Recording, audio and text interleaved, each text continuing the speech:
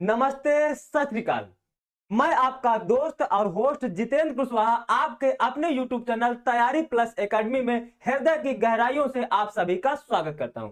दोस्तों, आज हम लोग बहुत ही इंपॉर्टेंट और इंटरेस्टिंग टॉपिक स्टार्ट करने वाले हैं जिसका नाम है द्विघात समीकरण। दोस्तों, इस चैप्टर को हम लोग इतने बेहतरीन तरीके से पढ़ेंगे कि आपको आज के बाद इस चैप्टर में कभी भी किसी प्रकार की कोई समस्या नहीं होगी। और दोस्तों, ये चैप्टर इसलिए भी इंपॉर्टेंट है क्योंकि आज के बाद जब तक भी आप लोग मैथ पढ़ेंगे तब तक इस चैप्टर की आपको आवश्यकता पड़ती रहेगी। तो इसलिए इस चैप्टर को हमें बहुत ही ध्यान से पढ़ना है। अब दोस्तों, चलिए हम लोग इस चैप्टर को स्टार्ट करते हैं। दोस्तों, उसके पहले मैं आपसे एक बात पूछना चाहता हूं।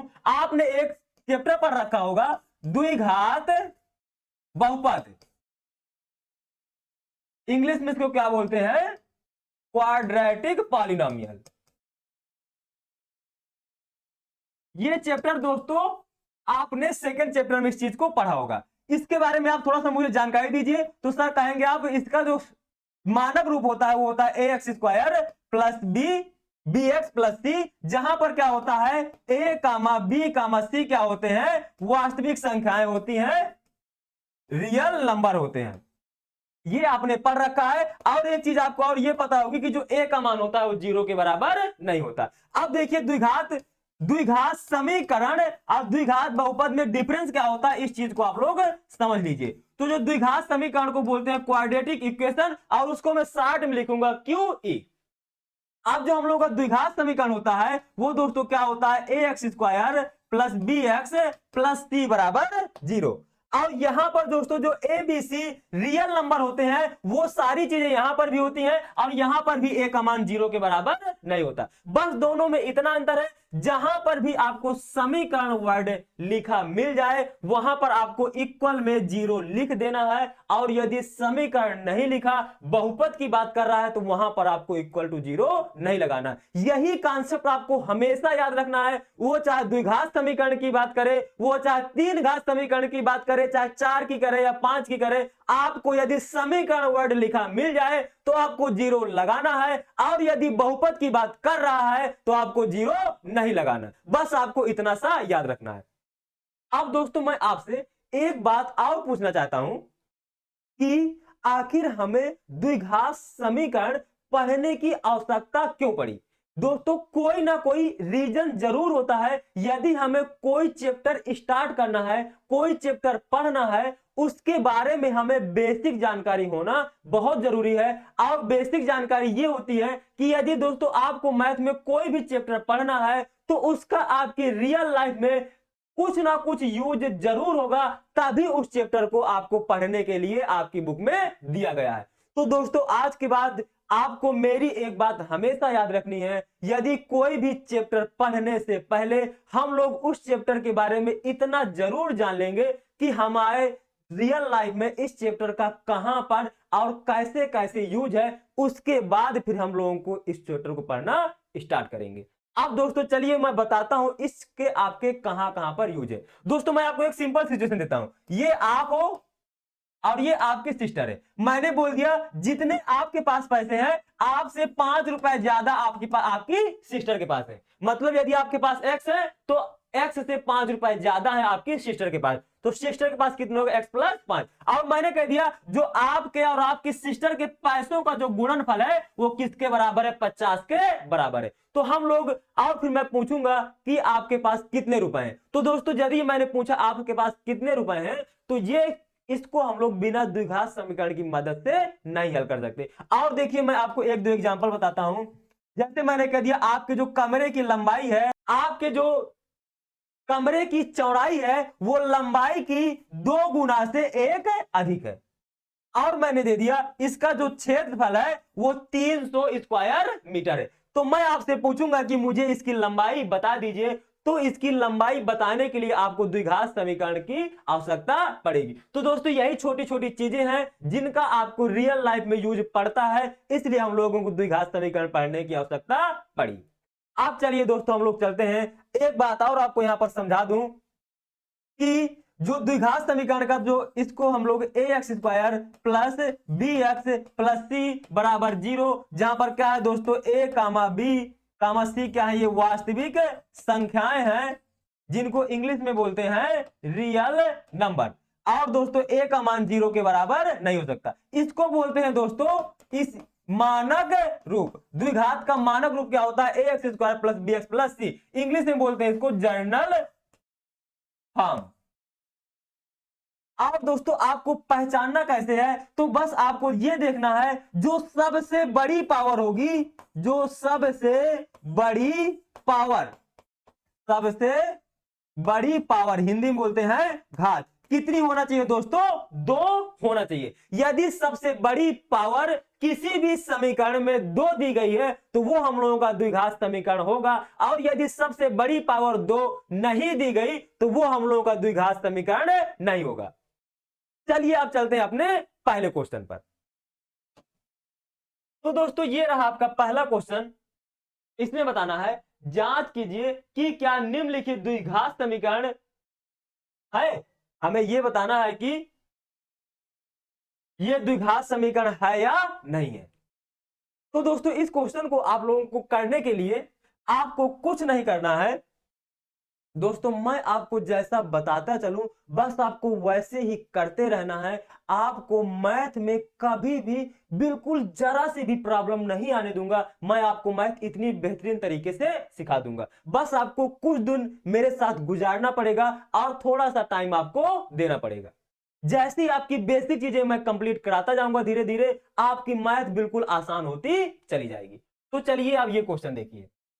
कर आप बताइए, जांच कीजिए क्या निम्नलिखित द्विघात समीकरण है या नहीं। हमें बताना है कि द्विघात समीकरण है या नहीं है। और मैंने द्विघात समीकरण चेक करने का सबसे आसान तरीका आपको क्या बताया? आपको बस इतना सा देखना है कि जो सबसे बड़ी पावर, जो सबसे बड़ी घात है, यदि वो 2 होगी तो द्विघात समीकरण होगा, और यदि सबसे बड़ी घात 2 नहीं है तो द्विघात समीकरण नहीं होगा। आप देखिए क्वेश्चन पढ़िए।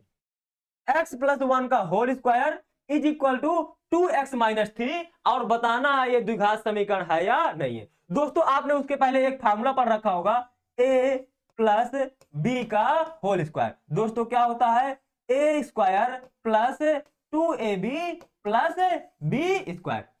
अब यहां पर दोस्तों देखिए, यहां पर क्या लिखा है? a की जगह दोस्तों x लिखा है, प्लस लगा है, और b की जगह क्या लिखा है? 1 लिखा है, तो इसको हमने कर दिया।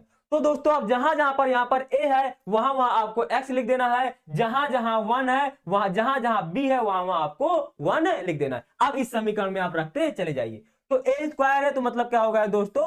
x का स्क्वायर प्लस 2। फिर इसके बाद क्या है दोस्तों? a, तो a की जगह क्या है? x इंटू b की जगह क्या है? 1, तो 1 लिख दिया, प्लस b का स्क्वायर मतलब 1 का स्क्वायर। अब दोस्तों देखिए, इस जो 2 का गुणा है इसके साथ भी होगा और इस 2 का गुणा इसके साथ होगा। तो आपको कुछ नहीं करना, 2 फिर 2 का गुणा किस में कराना है दोस्तों? x में।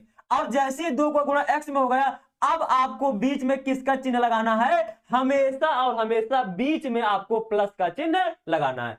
अब दोस्तों 2 का गुणा 3 में कराइए, तो हमने 2 लिख दिया, गुणा कराना है तो गुणा का चिन्ह लगा दिया। ये क्या लिखा है? -3, तो हमने -3 लिख दिया। और दोस्तों यहां से आपको एक बात और समझ में आ गई कि जब भी माइनस वाली संख्या होगी उसको हमेशा छोटे ब्रैकेट के अंदर लिख देंगे। तो मैंने आपको अभी 2 चीज सिखा दी।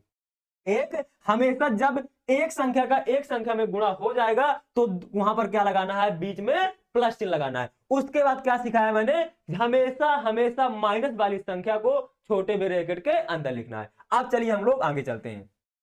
तो दोस्तों इसको हमने क्या कर दिया? एक्स स्क्वायर, और जब 2 का गुणा x में हुआ 2x हुआ, और 2 का x का गुणा 1 में हुआ तो दोस्तों कितना आ गया? ये 2x आ गया। 1 का स्क्वायर करेंगे दोस्तों कितना आएगा? 1 आएगा, इज इक्वल टू ये 2x का 2 का गुणा x में करेंगे कितना आएगा? 2x। अब दोस्तों आपको एक चीज ये हमेशा याद कर लेना है, जब भी प्लस का गुणा प्लस के साथ करेंगे तो हमेशा क्या आएगा? प्लस आएगा। जब दोस्तों माइनस का गुणा माइनस के साथ करेंगे तो हमेशा क्या आएगा? प्लस आएगा। और जब दोस्तों एक हमारा माइनस का होगा और दोस्तों एक माइनस का होगा और एक प्लस का होगा तो हमेशा क्या आएगा? माइनस आएगा। ये था आपका गुणा कराने का रूल। इसको आपको हमेशा पूरी लाइफ याद रखना है इस चीज को। यदि प्लस का गुणा प्लस के साथ हो रहा है तो प्लस आएगा, माइनस का गुणा माइनस के साथ हो रहा है तो भी प्लस आएगा, और यदि एक माइनस है और एक प्लस है उन दोनों का गुणा कराया जाएगा तो हमेशा माइनस आएगा। एक बात ये आपको याद रखनी है, और एक बात मैं आपको और याद दिलाना चाहता हूं, इसको मैं यहां पर लिख देता हूं। यदि दोस्तों प्लस लिखा है और इसको बराबर के मुझे दूसरी साइड भेजना है तो किससे जाएगा, माइनस के साथ जाएगा। यदि माइनस है बराबर के दूसरी साइड भेजना है तो क्या हो जाएगा, प्लस हो जाएगा। यदि दोस्तों गुणा है बराबर के उस साइड भेजेंगे तो क्या हो जाएगा, प्लस हो जाएगा, भाग हो जाएगा। और यदि भाग है बराबर के उस साइड भेजेंगे तो क्या हो जाएगा दोस्तों, गुणा। ये आपको इतने जो ये चीज और ये चीज आपको जब तक मैथ पढ़ना है तब तक ये सारी चीजें आपको याद रखना है। अब चलिए हम लोग आगे चलते हैं। अब दोस्तों देखिए ये आपका क्या लिखा है, माइनस, और ये क्या लिखा है आपका, प्लस। तो जब माइनस और प्लस का गुणा कराते हैं तो क्या आता है दोस्तों, माइनस। तो यहां पर हमने लिख दिया माइनस, और ये अब 3 का गुणा 2 में करा दीजिए, कितना आ जाएगा, 6। अब इसको और आगे हल करते हैं, तो इसको हल करिए तो दोस्तों क्या आएगा, ये एक्स स्क्वायर प्लस ये 2x और ये +1। अब देखिए इसको मुझे इस साइड लाना है, तो ये दोस्तों क्या लिखा है, प्लस का 2x। जब भी कोई चिन्ह नहीं होता तो हम लोग क्या मानते हैं, प्लस का चिन्ह मानते हैं। तो ये क्या लिखा है, +2x। और जब प्लस को बराबर के उस साइड ले जाना है तो ये क्या आएगा, माइनस में। तो ये दोस्तों क्या हो जाएगा, माइनस का 2x। ये दोस्तों माइनस का था, बराबर के उस साइड ले जाएंगे तो क्या हो जाएगा, प्लस। तो ये दोस्तों क्या हो गया, प्लस। अब ये इक्वल। अब देखिए दोनों चीजें इधर आ गई तो यहां पर क्या बचा होगा, कुछ नहीं बचा होगा, तो हम लोग क्या लिख देंगे, 0। अब दोस्तों देखिए ये देखिए प्लस का 2x है और ये माइनस का 2x कैंसिल हो जाएगा। तो दोस्तों क्या बच गया, ये यहां पर दोस्तों बच गया है एक्स स्क्वायर। अब देखिए जब प्लस के 1 में प्लस का 6 जोड़ेंगे तो दोस्तों कितना हो जाएगा, ये प्लस का 7 इज इक्वल टू 0। अब दोस्तों ये देखिए ये आपका एक्स स्क्वायर प्लस 7 बराबर 0 आ गया। अब इसमें देखिए क्या इसकी जो सबसे बड़ी पावर है वो 2 है। तो देखिए इसमें तो कोई पावर ही नहीं है, और ये एक्स स्क्वायर में कितनी पावर है, 2। तो इसमें जो सबसे बड़ी पावर है कितनी है, पावर सबसे बड़ी 2 है। तो ये क्या हो जाएगा हम लोगों का, यह द्विघात समीकरण। तो यहां पर आपको लिख देना है, हाँ, यहां पर आपको क्या लिख देना है, हाँ यह एक द्विघात समीकरण है। इंग्लिश में लिख देना, yes this is a quadratic equation. बस दोस्तों आपका ये क्वेश्चन यहीं पर खत्म हो गया।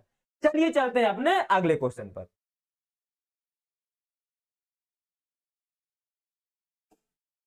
अब दोस्तों देखिए आपका दूसरा क्वेश्चन कर रहा है, अब इसको हम लोग इसमें ही बताते हैं कि द्विघात समीकरण है या नहीं है। तो दोस्तों इस क्वेश्चन को हल करिए। यहां पर कुछ नहीं लिखा, इसको जैसे लिखा था वैसे कर दिया, एक्स स्क्वायर माइनस 2x, फिर बराबर लगा दिया। अब इस जो -2 का गुणा होगा पहले 3 के साथ होगा, फिर -2 का गुणा -x के साथ होगा। तो हम लोग लिखते हैं, तो ये -2 है, मैंने अब बताया था माइनस वाली संख्या को हमेशा छोटे में रेड करके अंदर लिखते हैं। गुणा कराना है, गुणा का चिन्ह लगा दिया, किस में कराना है, 3 में, तो 3 लिख दिया। अब फिर जैसे ही 3 का गुणा हो गया तो बीच में क्या लगाएंगे, प्लस। मैंने आपको ये बता रखा है। अब फिर ये माइनस जो 2 का गुणा है किसके साथ कराना है दोस्तों, -x के साथ।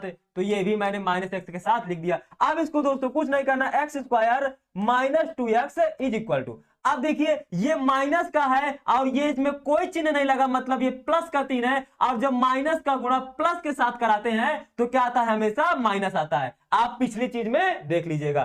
तो ये कितना हो जाएगा दोस्तों, माइनस का 6। अब देखिए जब मैंने बता रखा माइनस माइनस में गुणा क्या होता है दोस्तों, प्लस। तो यहां पर क्या हो जाएगा दोस्तों, प्लस। और 2 का गुणा x में कराएंगे दोस्तों कितना हो जाएगा, ये 2x। अब इसको फिर से हम लोग हल करते हैं, तो ये क्या आएगा, एक्स स्क्वायर माइनस 2x। अब दोस्तों देखिए माइनस का है, इधर आएगा तो किस में आ जाएगा दोस्तों, प्लस।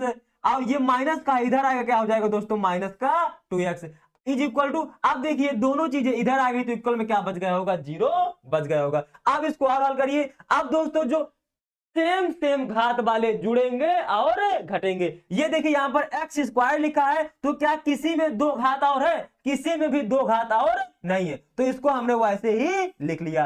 अब देखिए दोस्तों यहां पर क्या है, 2x और ये भी क्या है, माइनस का 2x। देखिए अगर किसी के घात कुछ नहीं होती तो हम लोग उसकी घात में क्या मानते हैं, 1। यहां पर कोई घात नहीं तो हम लोग क्या मानते हैं, इसमें घात 1। अब देखिए ये भी एक घात वाला है, ये भी एक घात वाला है, तो सेम घात वाले जुड़ या घट जाते हैं।